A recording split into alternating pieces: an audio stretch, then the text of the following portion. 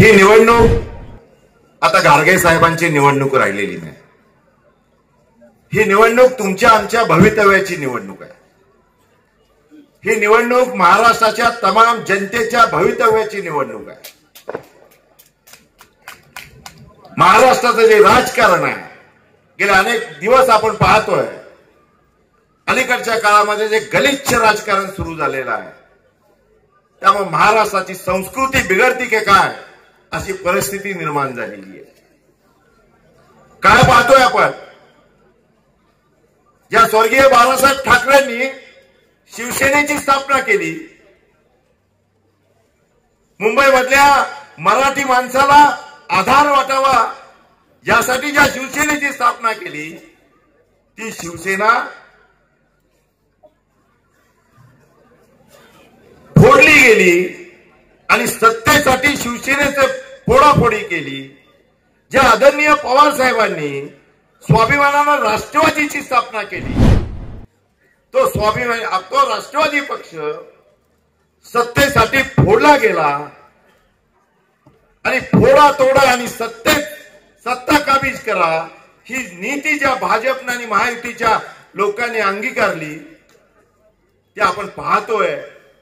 हे गलिच्छ राजकारण, खोक्यांचं राजकारण आपण सगळ्यांनी पाहिलं आणि पैशातनं पक्ष फोडा आणि सत्ता मिळवा आणि पुन्हा सत्ता मिळाल्यानंतर पुन्हा पैसे मिळवा आणि पैशातनं पुन्हा निवडणुका जिंका, ही प्रवृत्ती आहे। हे जे गलिच्छ राजकारण महाराष्ट्रात उभं राहिलेलं आहे, या महाराष्ट्राचं हे राजकारण योग्य वळणावर योग्य रस्त्यावर आणण्यासाठी तुमचे आमचे नेते आज 84 वर्षाचे असताना सुद्धा महाराष्ट्राचं राजकारण योग्य रस्त्यावर आणण्यासाठी धडपडतायत, जीवाचं रान करतायत।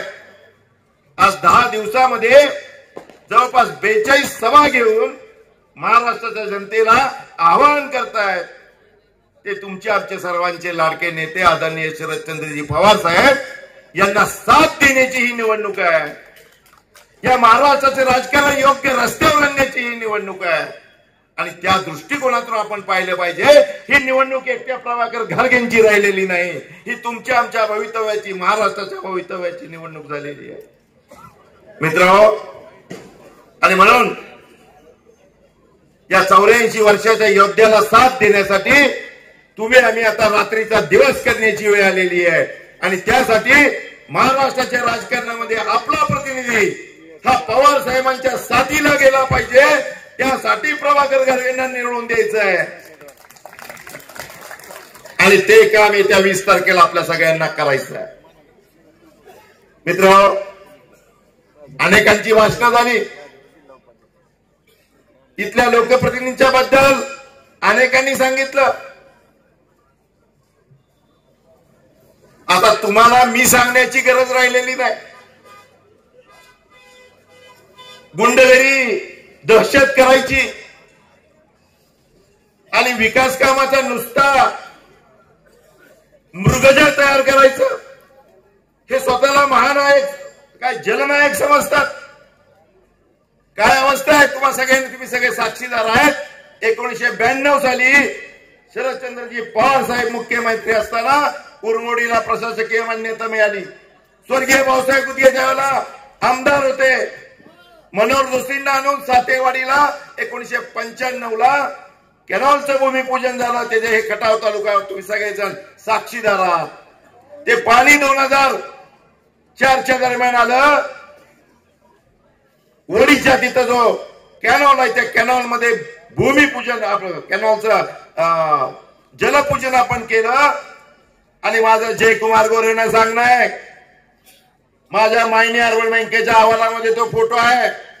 2004 साली येरेवाडीचं नाही मी सांगत, येरेवाडीमध्ये नंतर पोहोचलं, पण खटाव तालुक्याच्या भूमीमध्ये वडीमध्ये स्वर्गीय भाऊसाहेब गुदगे आमदार असतानाच 1 मिनिट ते पाणी पूजन आपण केलं। त्या फोटो मध्ये माझ्या शेजारी उभे आहेत भाजपचे आत्ताचे जिल्हाध्यक्ष धैर्यशील कदम।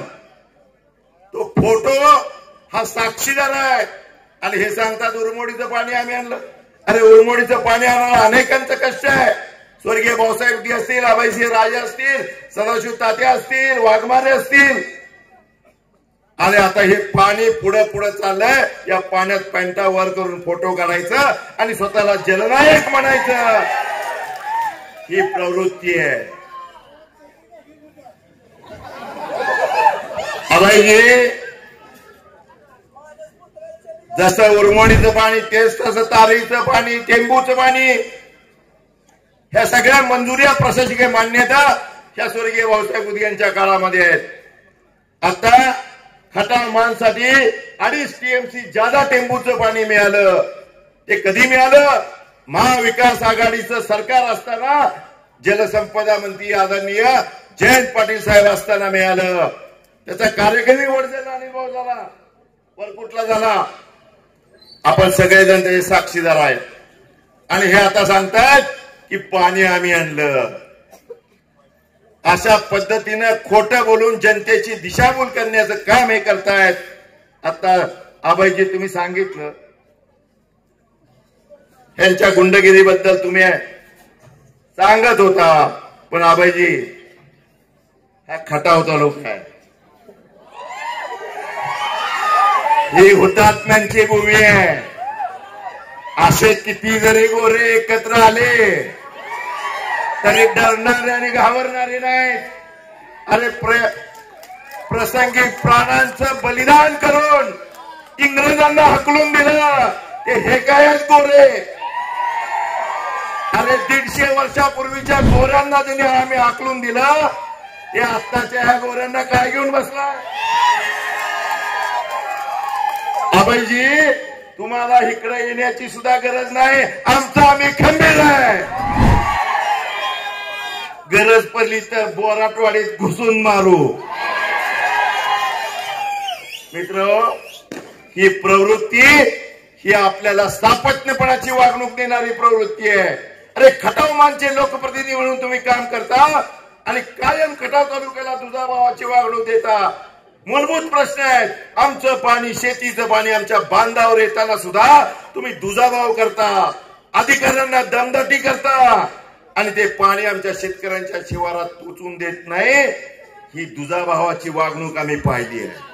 अरे काय कार्यकर्त्यांना सन्मानाची वागणूक दिली जाते का? बघा तुम्ही, जे बोराटवाडीला जाऊन आले त्यांना विचारा.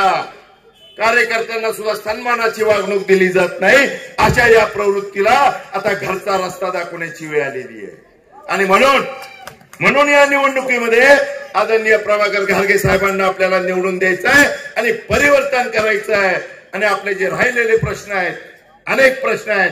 शेती पाण्याचे प्रश्न, आपल्या बांधापर्यंत पाणी न्यायचं असेल, औद्योगिकरणाचा प्रश्न असेल, औद्योगिकरणामध्ये तर प्रभाकर घारगे हे अव्वल आहेत. दुष्काळी भाग असताना अजून शेतीचं पाणी आपल्या शिवारात पोहोचायच्या आधी त्यांनी मान खटाव कारखान्याचं नियोजन केलं आणि एक कारखाना पडायला उभा केला. आज MIDC मध्ये जिंदाल स्टील त्यांनी घेतली आणि स्टील फॅक्टरी तिथे उभी केली. या माध्यमातून शेकडो तरुणांच्या हाताला काम देण्याचं काम घारगे साहेबांनी केलं. आज सहकाराच्या माध्यमातून DCC बँकेचे संचालक म्हणून ते अनेक वर्ष काम करतायत. या तालुक्यातल्या अनेक सोसायट्या तोट्यातनं नफ्यात आणून त्या सोसायट्या सक्षम करून शेतकऱ्यांच्या मदतीसाठी पुन्हा उभ्या करण्याचं काम घारगे साहेबांनी केलं. शिक्षण संस्थेच्या माध्यमातून काम करतायत. हजारो तरुणांना नोकरी लावण्याचं आणि त्यांना त्यांच्या हाताला काम देण्याचं काम करणारे हे घारगे साहेब उद्याच्या खटाव तालुक्याच्या आणि मान तालुक्याच्या भवितव्यासाठी निश्चितपणानं औद्योगिकरणाच्या माध्यमातून आपल्या तरुणांना त्यांच्या उदरनिर्वाहाचं साधन उपलब्ध करून देतील याच्यावर माझा ठाम विश्वास आहे. आणि म्हणून अशा या नेतृत्वाला एक संधी उपलब्ध करून आपण सगळ्यांनी द्यायची आहे. आज आणि आदरणीय पवार साहेबांचे हात बळकट करण्यासाठी खटाव मान तालुका सुद्धा कुठं मागे नाही.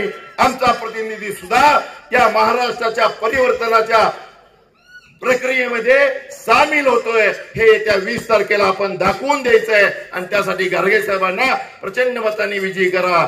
आपली निशाणी आहे तुतारी वाजवणारा माणूस त्या माणसाच्या समोरचं बटन दाबा आणि मोठा मताधिक्याने विजय करा. एवढंच आव्हान या निमित्ताने करतो आणि थांबतो.